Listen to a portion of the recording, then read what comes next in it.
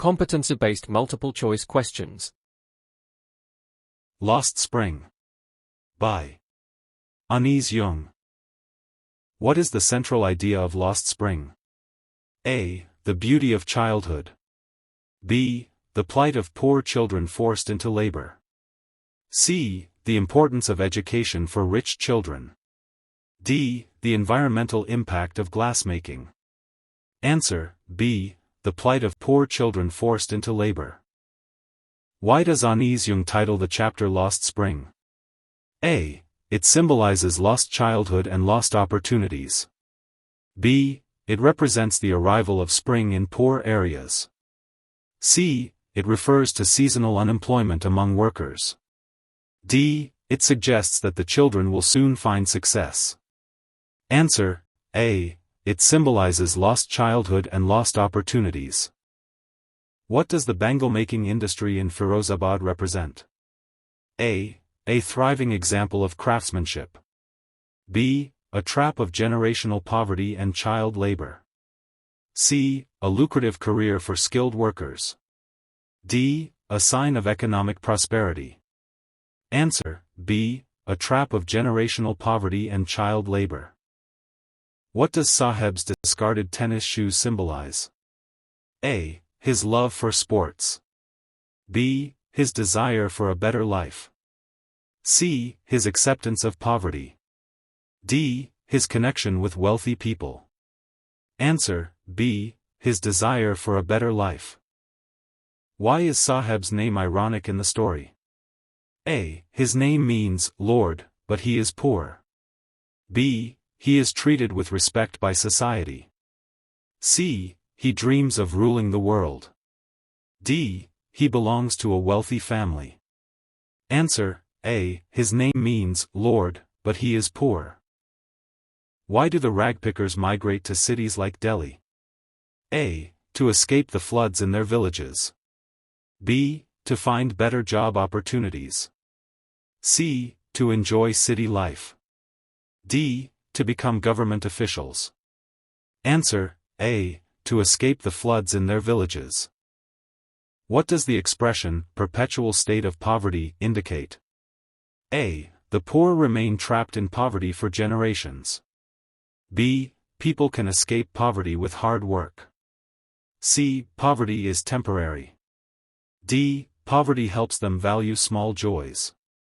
Answer: A. The poor remain trapped in poverty for generations. Why do the people of Firozabad accept their fate? A. They believe it is their destiny to suffer. B. They do not want to change. C. They are satisfied with their lives. D. The government supports them. Answer: A. They believe it is their destiny to suffer. Why does the government not intervene in the lives of bangle makers? A. The industry is controlled by powerful middlemen. B. The government does not care about the poor. C. The workers prefer to stay unnoticed. D. The glass industry follows strict safety regulations. Answer: A. The industry is controlled by powerful middlemen. How does the author describe the town of Firozabad? A. As a symbol of hope and progress. B. As a place full of dreams and success. C. As a town of lost childhood and suffocation. D. As a place where artists thrive. Answer: C. As a town of lost childhood and suffocation. What does the author criticize through the story? A. The neglect of historical sites.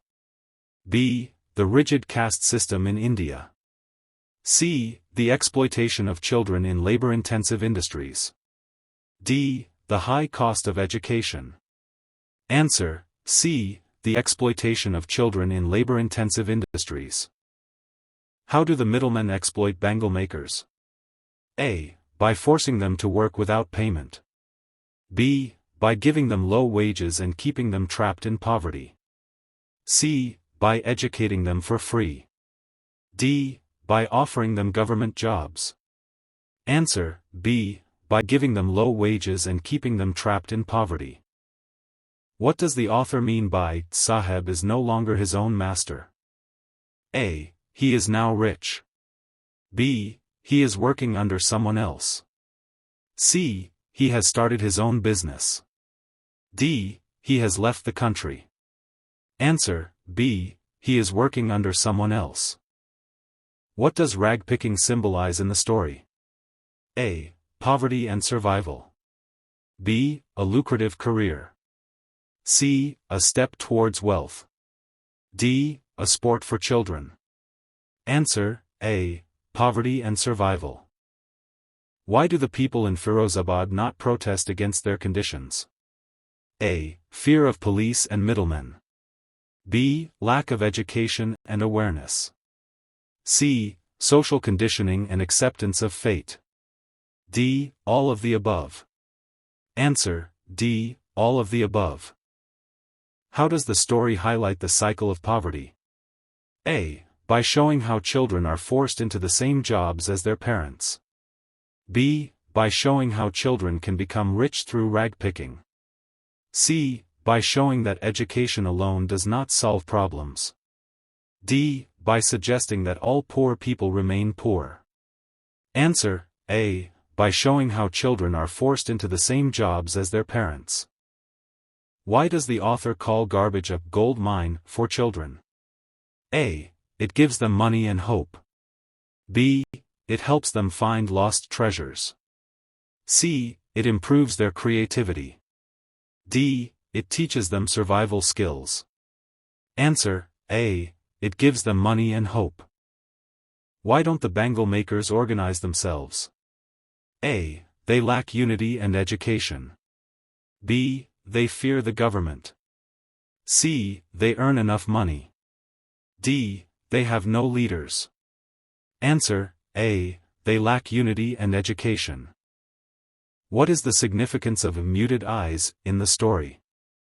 A. Lost hope and dreams. B. Deep anger and rebellion. C. Happiness and satisfaction. D. The power of the poor. Answer: A. Lost hope and dreams. How is the title Lost Spring connected to the theme of lost dreams? A. It refers to the lost childhood of poor children. B. It refers to a seasonal problem in Firozabad. C. It refers to an actual missing spring in the town. D. It means the workers don't enjoy spring festivals. Answer: A. It refers to the lost childhood of poor children. What emotion does the author express most strongly in the story? A. Sympathy for the poor.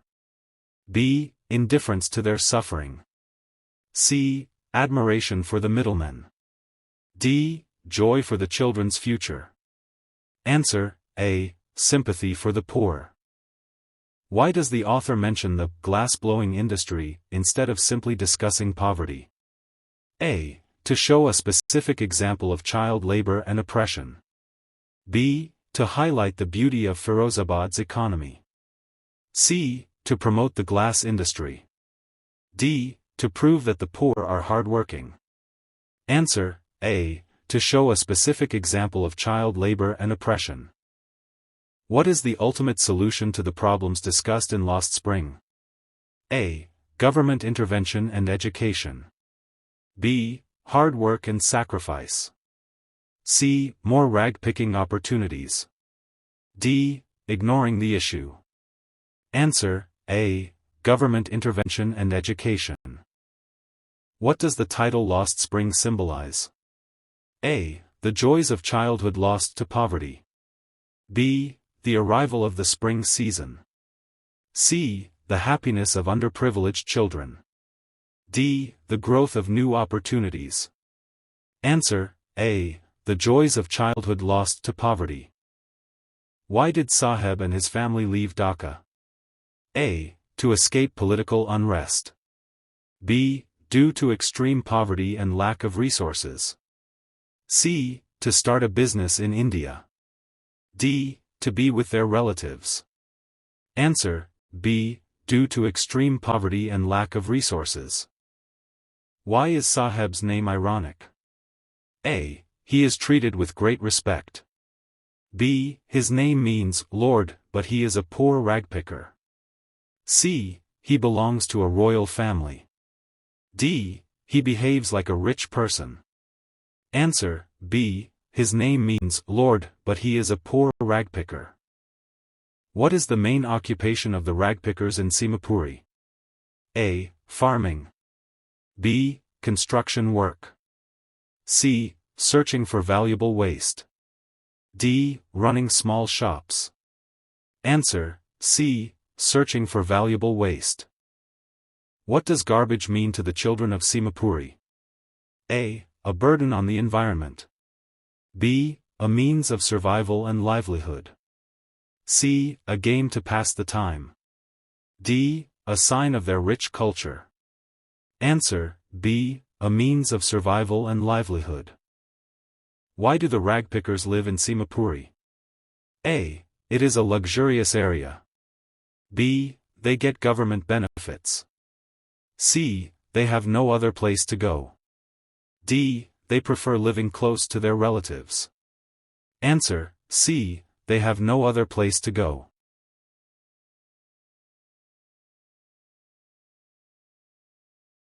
How does Saheb feel about his new job at the tea stall?